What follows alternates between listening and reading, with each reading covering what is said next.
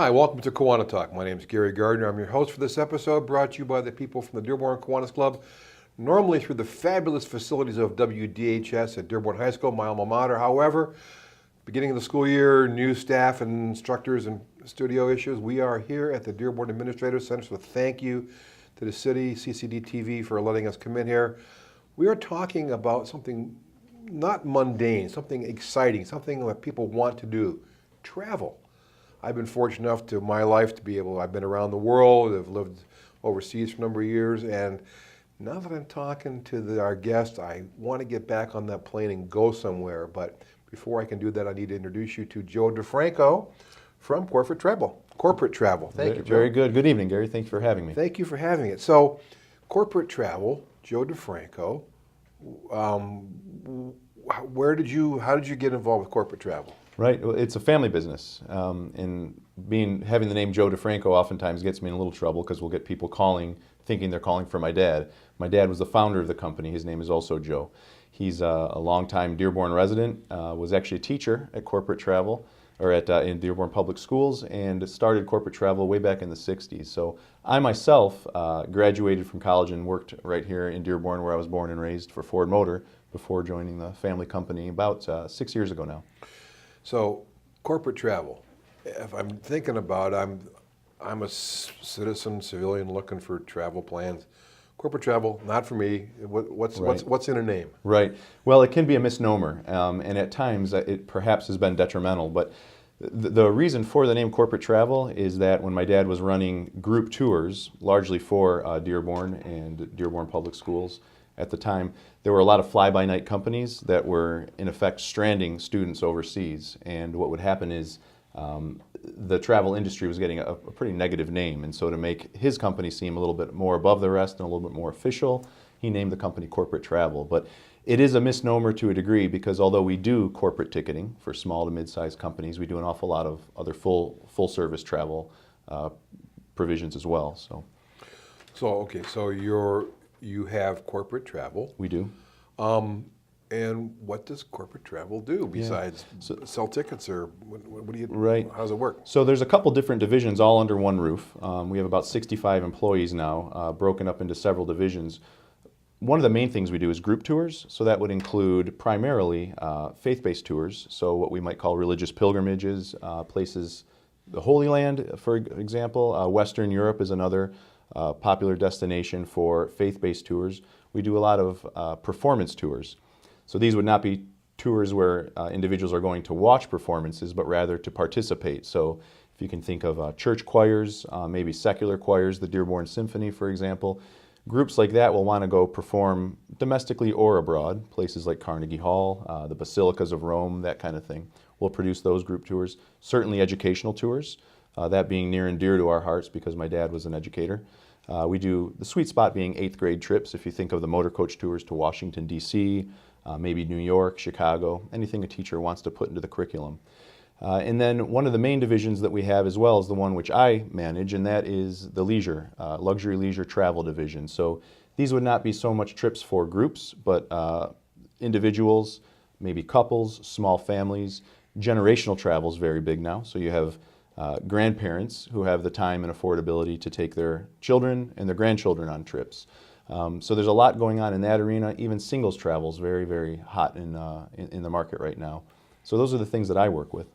Okay, so let's go through a couple of these to start out with. Sure. Educational tours.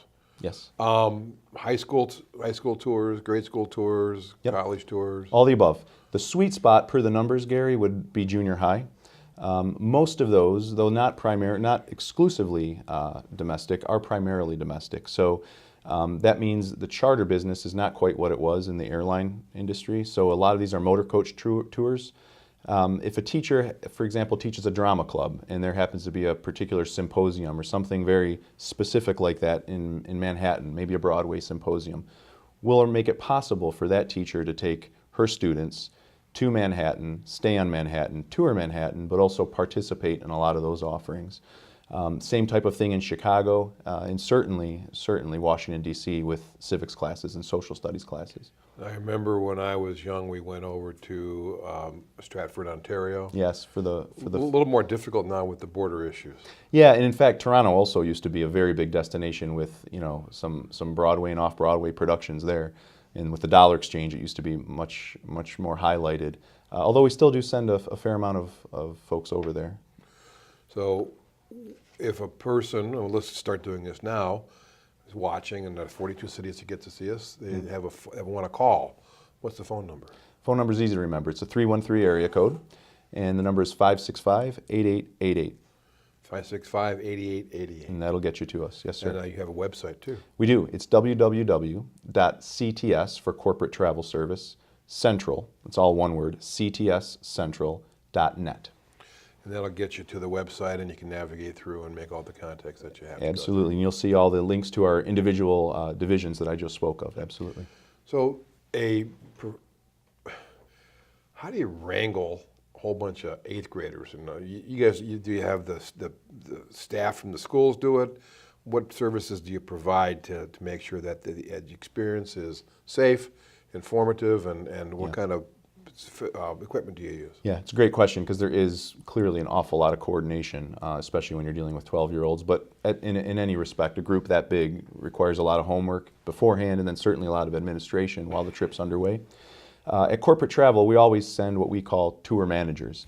And those are individual employees of the company who are familiar with the destination as well as the itinerary. And so most typically, unless it's requested specifically that one of these individuals don't participate, these tour managers are actually embedded on the bus. And their role is not necessarily to point out points of interest and to highlight as a tour guide would. Instead, they're there to make sure the trip runs efficiently. So they're calling ahead to the restaurants, making sure they know that there's a bus load or 2 bus loads or 3 showing up in 20 minutes. They're the first off the bus to make sure that the keys are distributed in a very orderly fashion so that the students can get up to their hotel rooms. And it's all, of course, a lot of work beforehand going into it, but doing it for 50 years has provided us some know-how, and then, of course, we're always learning as well, and so we hone our product year after year. The logistics, as you went through that of getting hotels and meals and admissions into the facilities, Right. How do you figure that stuff out besides experience? Well, there is a lot of experience that goes into it because, of course, not all hotels are made the same, and all the hotels want our business, so we have no trouble beating them off of our doorstep. The secret is to go out there in the field and see these hotels for ourselves.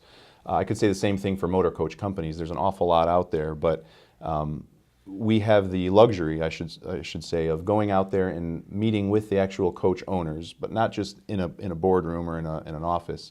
Actually visiting the buses themselves, maybe actually touring with the buses, just to make sure that we're comfortable with the elements of the tour we put together, because they all have to work, you know, in concert with one another. So there's a very extremely kind of rigorous vetting process that we undergo with our suppliers.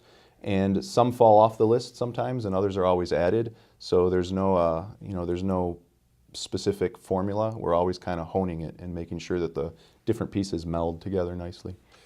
Then you have the performance tours, the orchestras, bands, or groups, things like that. Yes. What are some of the places that you've organized tours to that have been memorable for you?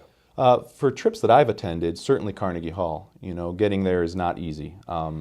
Practice, practice, practice. I was waiting for you to say it. But the reality is the venue is what it is for a reason. It's a phenomenal place to perform for anybody. When we're talking about 8th graders in some cases, singing in front of a symphony, or behind a symphony, I should say. When we're talking about some of these groups we serve are certainly from underprivileged areas, and so even being to New York is a thrill. But to see them take that stage where Ella Fitzgerald and the Beatles and Tchaikovsky have performed, you see it on their faces, and we're sure the audience does as well. Certainly in Europe, working in places like Vienna and Rome, singing in the basilicas of Rome, even St. Peter's itself, for some of the church choirs that we've served, we maybe provide that experience one year. We'll hear from them year after year, whether they travel with us or not. We'll receive notes saying that was the highlight of one of the highlights of my life, and And that's what makes us continue to do it. It's really special. So when you're on one of these things, do you say to the guy, I'm with the band? Only if I'm trying to get backstage. If not, I take a seat in the audience. There That's you right. go. So logistics, though, of a choir, they have the pitch pipe They do. as far as the equipment, and that's about it. But an orchestra, you have, it's kind of like a football team. You've got all the various items of equipment, the stand. Talk about that component. It is, and there's a lot of logistics to it. You know, a bassoon might fit on an airplane, but a contrabassoon won't. And you know, though we're quite experienced in arranging the travel, we're not concert flautists ourselves, and we don't know this type of thing. We do rely, of course, a lot on the preferences of the band conductor or the symphony leader or the choir conductor. But we also work with what in the industry is called an artistic director. And this is somebody who's either on location or somebody who might be off location. If the performance is at Walt Disney Hall, we might work with somebody in New York who's familiar with that hall.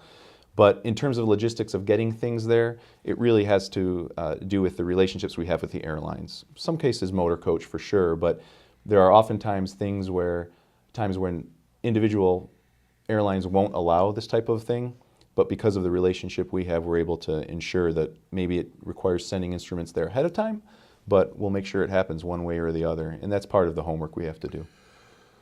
People who, or groups or organizations or companies, Philharmonic organizations, do they call you or do you call them, or have you got a good enough rep throughout the industry that, hey, this is the place to go? It's a great question, because just when we think we're, our business is promoting itself, that's when you can get caught and find yourself in a down year. So we're always promoting, clearly, Gary. I will say, though, that in recent years, some of the organizations we've worked with, organizations like the Sistine Chapel, that would be the Pope's choir, the Sistine Chapel Choir, organizations like that who have worked with us, and we've brought choirs to them as well. We've brought them into the U.S. Those types of things do tend to develop their own business because those names are well known. But the reality is, the market we're serving are the individual choirs here in Dearborn, in Plymouth, in Northville, and in small towns all across the United States, church choirs even. And so, though they might have heard of some of the companies we've worked with and some of the organizations, we're always promoting to them and welcoming them as well. You have also faith-based group tours. Yes. So describe what that is before we get to the break in just a little bit here. Sure. One of the newer markets we serve, albeit about 15 years now we've been in that arena. Faith-based tours, pilgrimages, different denominations might call them what you will. The idea here is we're serving culture, and we're serving clients with bringing to them a piece of their life that is so important to them, their faith, and making it more tangible, more real for them. So what we're talking about here is usually having some sort of, again, a group leader. Might be a priest, might be a minister, might be a radio personality in Christian radio or something along those lines.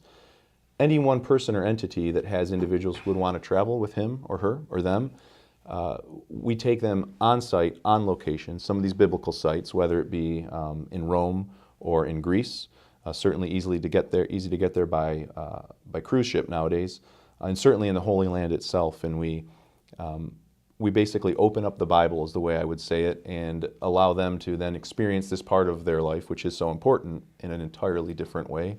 It's one of the most rewarding aspects of working at corporate travel today. Speaking of the way, there's that long walk called the Way. There is. Yes. You know how much can you get involved with that, because people are on foot doing that? There's a couple of them, actually. Yeah, the one I think you're referring to is the one in Jerusalem, the Via Dolorosa they call it, which is the way of pain in translation, the footsteps of Christ, right, on the day that he was crucified. There are others too. There's the Way of St. James, the Camino de Santiago, which is in Spain. Right. That one takes weeks. Yeah. But we sometimes have groups that we bring in a mile out and let them finish. It's a strong finish usually. Strong finish. That's right. That's right. Well, we're going to continue talking about corporate travel, some of the services that they offer, with Joe DiFranco from Corporate Travel. But first, we got a couple of words from Kiwanis. Don't go away. We'll be right back.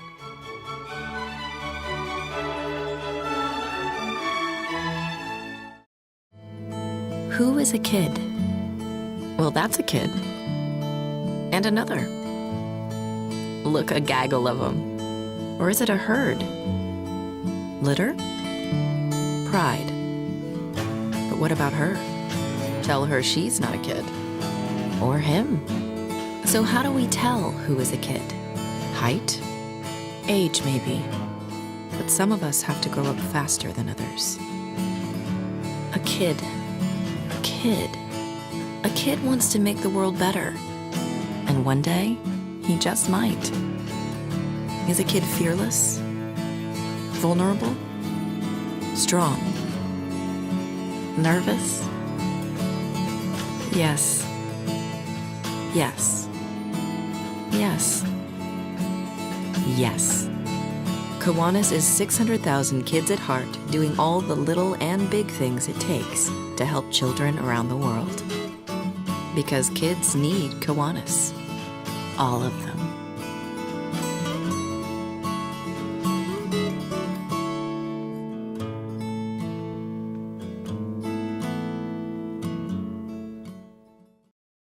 Welcome back to KiwaniTalk. I'm your host, Gary Gardner. We're talking about all things travel, especially things that you can do with a group who needs some organization. And to do that, we have Joe DiFranco from Corporate Travel. Joe, welcome back.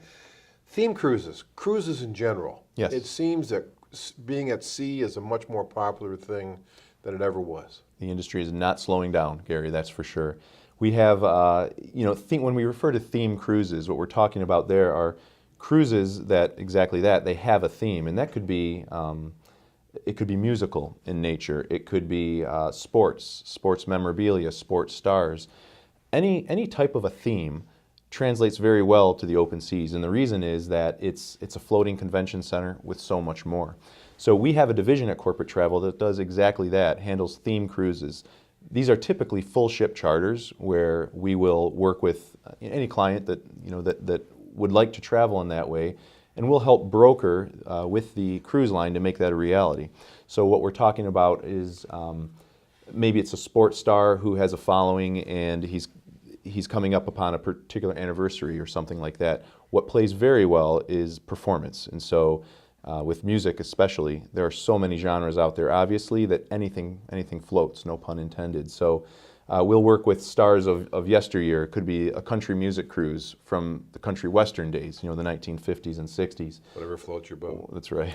That's right. One good turn deserves another. There you go. So these theme cruises are wonderful, though, because you get like-minded people spending time on vacation. It's a feel-good atmosphere, and every night the entertainment is baked in, especially in the performance arena. So theme cruises are not by any stretch of the imagination slowing down.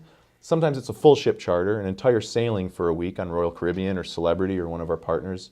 And sometimes we'll negotiate just a block of cabins, of staterooms, and maybe it's only 300 or 400 people going. Only 300 or 400? Some of these ships now float 600 people or 6,000 people. 300 or 400 would still be a very good sized group. And so those folks traveling together will still get special access, maybe to the theater for particular shows or to a lounge for a meet and greet, signings, that kind of thing with those stars. One of the things that comes to mind is like for individual traveling or for business travel, you can go on words that I'm sure are anathema to, like kayak or orbits, those type of things to get your tickets. Why would someone want to come to Corporate Travel versus going online to try to find an airline ticket for themselves or for their business? It's a great question, and now we're 15, 20 years deep into the orbits and kayak and those types of things. I think it's certainly changed the industry, and when my dad was running Corporate Travel, he fed his family of 7 by earning commissions from the airlines. If you wanted an air ticket, you had to go to a travel agent. Those days are long, long gone. I think what it's done is it's actually honed our ability to really serve and really brought out what is available to a client through a travel agent. It's no longer just getting that seat, it's now getting the service that comes with that seat. So when you go to a travel agent, when our clients call us and they say, I just need to fly to Tuscaloosa or overseas, the reality is they could go on kayak or orbits and get those types of flights. The problem is one of recourse. So when and if there's a problem, and right now where we sit right now, there's hurricanes coming up the East Coast, there are always problems with travel, in particular with air travel. The means of recourse they have for getting a rerouting, or in some cases perhaps a refund, if they're stuck in Frankfurt and they miss their connection, those clients are oftentimes left to the wind, if not for a travel agency who is their advocate back at home, off in case.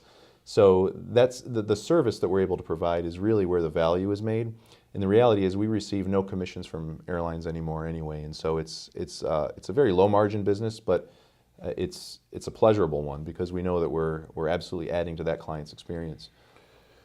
Leisure travel. This Yes. is where, you want to go someplace. I'm not sure where I want to go. Joe, where should I go? Yeah, we get those questions sometimes. They are that open-ended. Oftentimes they're the opposite, and someone knows exactly where they want to go. The reality is leisure travel right now is just burgeoning. Just when we think it couldn't get the market couldn't get any bigger, it gives us a surprise. Leisure travel has so many facets nowadays that it didn't have as recent as 5 or 10 years ago. One example is singles travel on cruise lines. If you're an individual who wants to go on a cruise, for example, you used to have to pay what's called a single supplement. You'd buy a cabin for 2 people, and you don't just get to pay half of that cabin, you pay something much more close to the price of 2 full berths, two beds. Cruise lines nowadays are really kind of formatting their offerings so that if you're a single person, you can get that single berth. It might be a twin bed in a smaller cabin, but you still get that experience. So everything from cruise lines still going strong, as we said earlier. What we like to do at corporate travel is make the very bespoke, tailored travel plans for individuals. So if somebody comes and says, I think I want to go to Europe, but I don't know where, we'll help them hone it in and find out what types of experiences do they want to see before we find out the where. And so that research and working with the clients and really helping them put together what they might not have even realized they wanted prior to coming in, that's where the magic is, that's where the fun is. I suppose helping people avoid places that may not be safe Yeah. or savory. Yeah, absolutely. So we're very closely monitor. The primary source for that is still the government agencies.